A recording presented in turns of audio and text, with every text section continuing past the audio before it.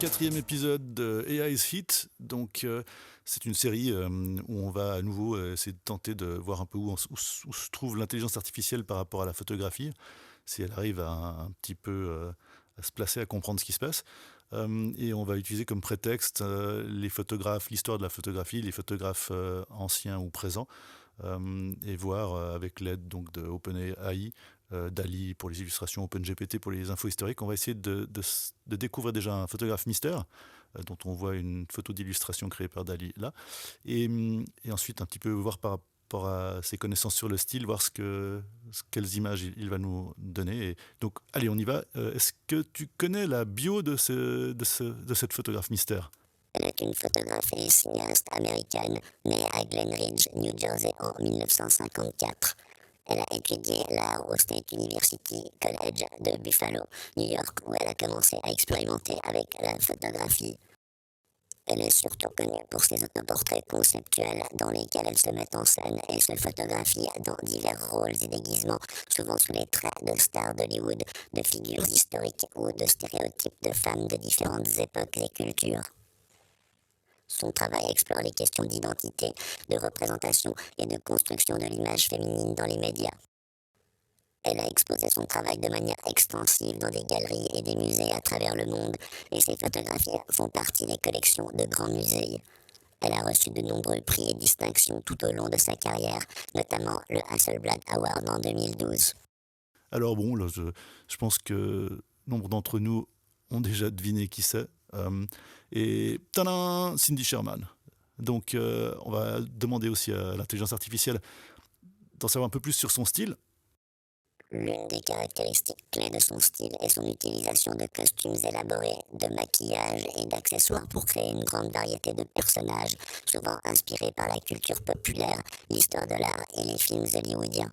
Donc, comme les images en fait d'illustration pour la bio de cet artiste, je demande à l'intelligence artificielle de s'inspirer du style de cet artiste. Donc, voir un petit peu ce que ça donne. Ensuite, les mots-clés, je mets les mots-clés des descriptions qui me sont données par l'intelligence artificielle, que je rentre pour la création de l'image.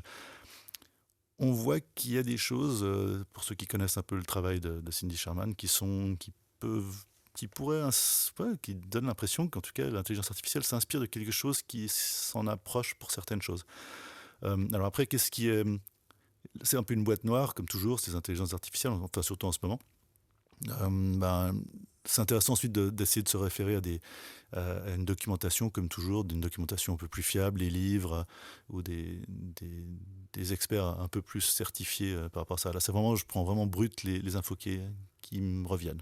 Elle utilise également diverses techniques de post-traitement, comme la retouche pour altérer son apparence, et elle se photographie dans des poses et expressions diverses pour ajouter à la complexité de son travail. Alors, on voit, là, je pense que c'est aussi un type de travail photographique. Je ne sais pas sur quoi s'est inspiré l'intelligence artificielle lors de son apprentissage, mais on a certaines choses qui ressortent, qui pourraient s'approcher. Alors, est-ce que c'est moi qui fais un peu une projection et qui, qui voit, vu que je prépare un peu l'enregistrement de ces présentations, de cette série, est-ce que c'est moi qui projette un peu et qui me dit ah ouais, c'est pas si mal, ou est-ce que c'est vraiment si éloigné? Vous pouvez toujours commenter en bas, hein, allez-y seulement. Après, c'est vrai que les rendus sont assez aléatoires en termes de qualité en fonction des semaines. Parfois un peu plus. Là, je trouve que le portrait à droite marche assez bien. Alors, est-ce que c'est du Cindy Sherman? Je sais pas si on retrouve la sensation. Mais ouais, alors continuons. Un autre aspect clé de son style est la façon dont elle présente son travail, souvent en série où elle incarne différents personnages et identités, faisant une réflexion sur la façon dont la société, la culture et les médias construisent notre compréhension de l'identité et du genre. Ok, à nouveau, là, des, des choses plus ou moins réussies. Alors, c'est assez théâtral, le maquillage est un peu exagéré. Euh, Évidemment, j'y ai mis les mots-clés. Et à nouveau, je demande une inspiration sur son style. Je ne sais pas exactement comment il définit son style, évidemment, mais voilà ce qui revient.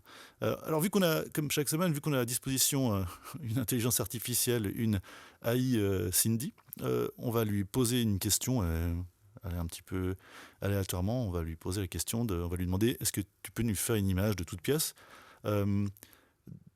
inspirée du style. Donc, allons-y. Une photo d'une femme prenant un autoportrait d'elle ressemblant à un banquier avec des piles d'argent derrière et une pieuvre dans le style inspiré de Cindy Sherman. Et, et voilà. Donc, ouais, les deux premières images. Intéressant.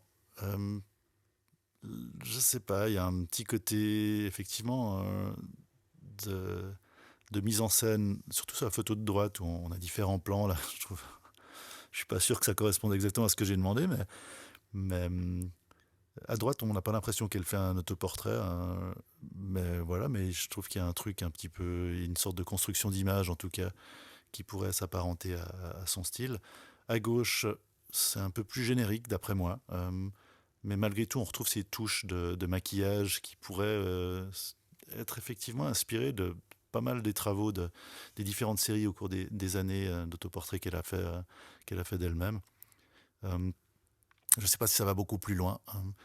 Les deux images d'après, alors là, on part sur. Il y a un peu d'une matière un peu plus. Je sais pas, presque pâte à modeler, en fait. C'est une sorte d'exagération, en fait, du maquillage et de la construction de l'image. À nouveau, il faut bien se rappeler que là, on est vraiment avec du matériau virtuel. C'est ça qui est assez étonnant aussi dans ce qui en ressort. Euh, Rien n'est vraiment très très réaliste, mais on a une sensation qui en ressort que je trouve assez, comme chaque semaine, assez intéressante. Donc à nouveau, qu'est-ce que vous en pensez? Ça peut être intéressant. Moi, je suis quand même assez bluffé par la chose. Je trouve que c'est quand même assez loin du résultat final. Évidemment, c'est vraiment très grossier les traits s'il y a une inspiration du style, mais il y a des petites choses qui ressortent, à mon avis. Et là, les deux dernières, alors je les ai mises un peu dans l'ordre de ce que j'ai trouvé plus intéressant. Je suis pas sûr que celle de droite, ici, ressemble vraiment à du Cindy Sherman, mais je trouvais amusant la manière, les textures du visage partiel à droite, euh, cette impression de jeu sur les genres aussi. Il y a une ambiance que j'aimais assez bien, et une matière qui ressemblait pour moi à certains travaux de Cindy Sherman. Mais à nouveau, là, on est quand même vraiment très loin.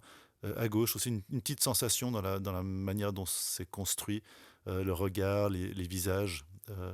Mais après, ça tient aussi peut-être simplement à la façon dont sont construites les images de Sherman à la base. Donc, euh, donc voilà, euh, je vous recommande d'aller redécouvrir le travail de Cindy Sherman, soit en ligne, soit dans des livres, soit les expos. Puis de vous faire votre propre idée et de voir à quel point ça a bien marché. Et j'espère que ça a été assez divertissant. Et à la semaine prochaine! Yeah.